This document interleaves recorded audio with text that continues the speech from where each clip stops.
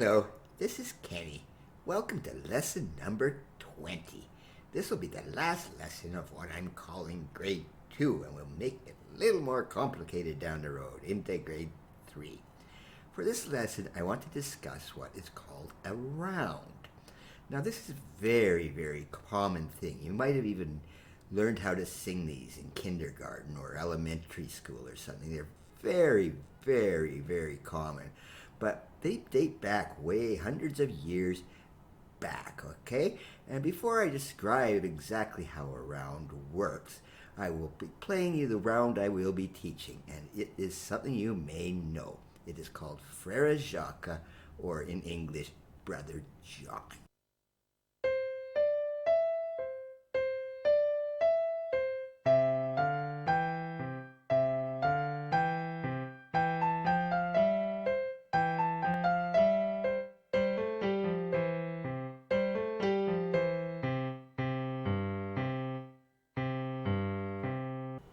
Now, that didn't sound too hard, but it's actually a little trickier than it seems, all right?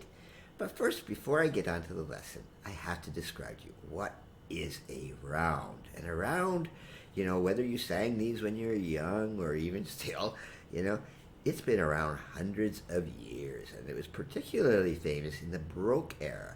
If you followed any of my other Baroque lessons, you know that the Baroque era has multiple melodies going on at the same time.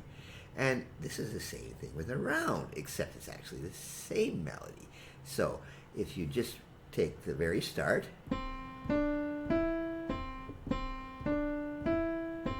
okay, then the left hand comes in with the same thing.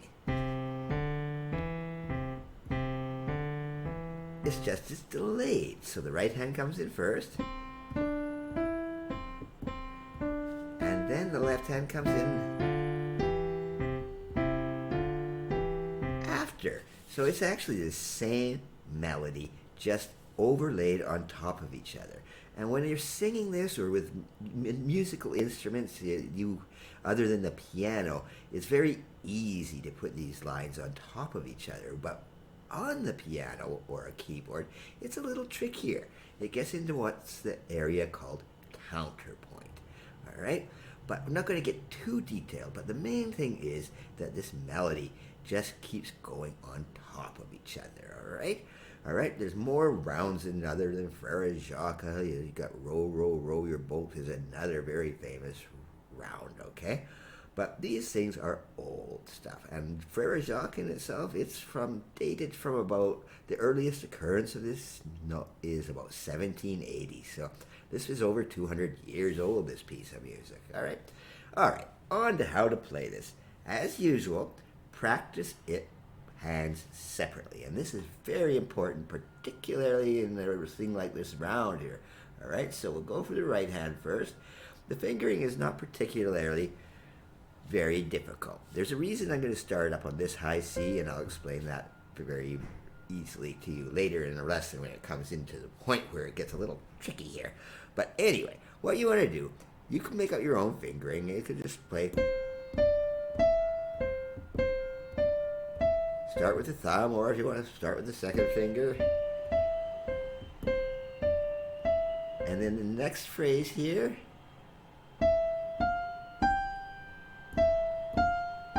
And the reason I like to start with the second finger here is because your fourth finger all ends up on the G, and you want that fourth finger to be on the G for this part.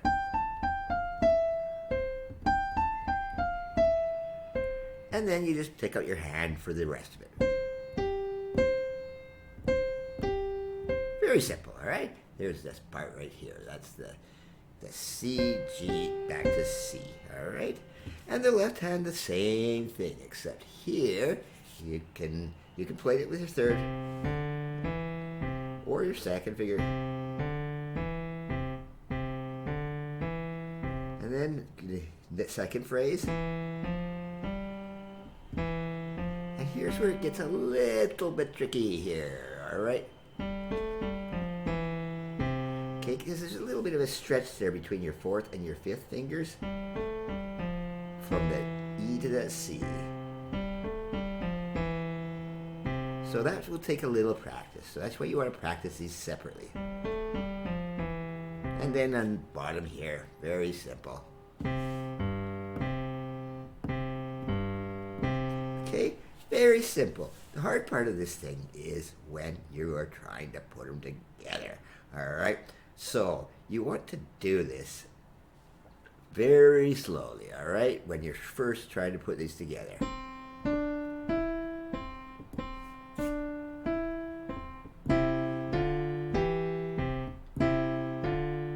And here's the hardest part of the thing.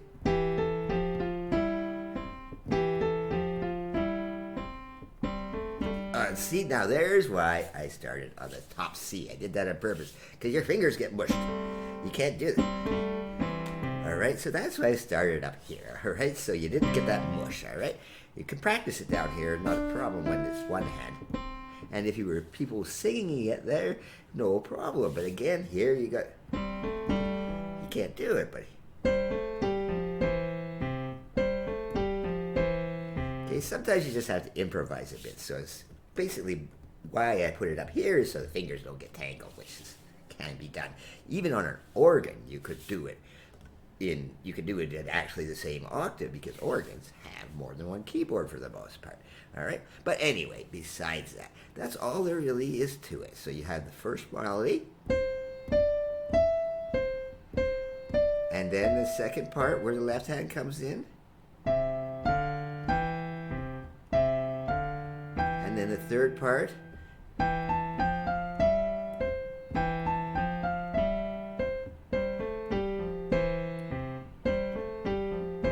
And it just ends by the left hand by itself. Just like at the start, the right hand was all by itself.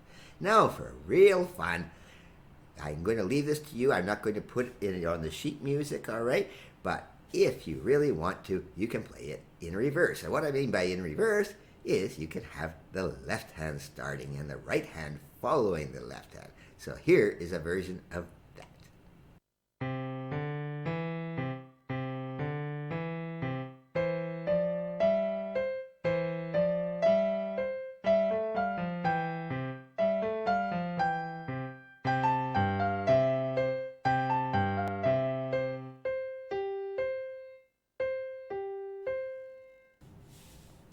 Okay, you can try that for yourself. It's the exact same thing, except you're just letting the left hand lead. On to our technical lesson, and this is not going to be much of a change. I'm going to do the C major scale, which if you've been practicing, okay, that's your normal C major scale. But what I'm going to change here slightly is to play it in thirds. And what I mean by that is instead of the right hand starting on C, as you see here, I'm starting on E. All right?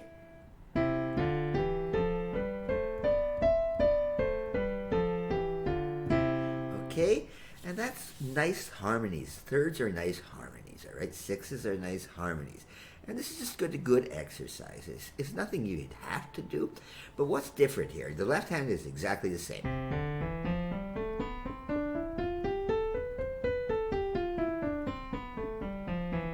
Just the same fingering I went back into lesson 1 or 2. But the thing with the right hand is what might seem a little counterintuitive is I'm going to start on the third finger and then go up. All right, you could play it like this. All right, you could do that, but you want to try to keep your same fingering in your scales. All right, so when you were playing the normal C major scale, it would end on the third there. So if you just start with your third,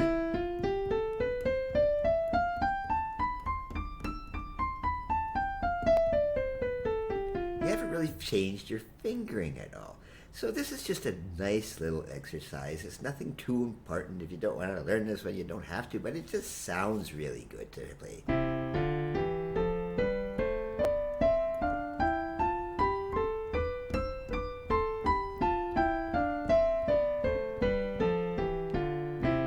Okay, it's a harmonic scale in a way. It's got sort of harmony to it.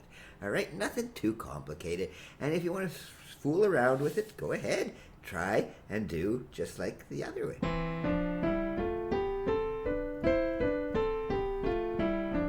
Try the left hand starting on the E instead of the C. And it sounds good. You don't have to change any of the notes. The key change doesn't change. It's still the same key of C, but it just sounds very interesting. Okay, that was lesson 20. That's the end of grade 2, and we will move on to grade 3, where the pieces will get a little longer, a little more complicated, and maybe even a little more fun. Thank you.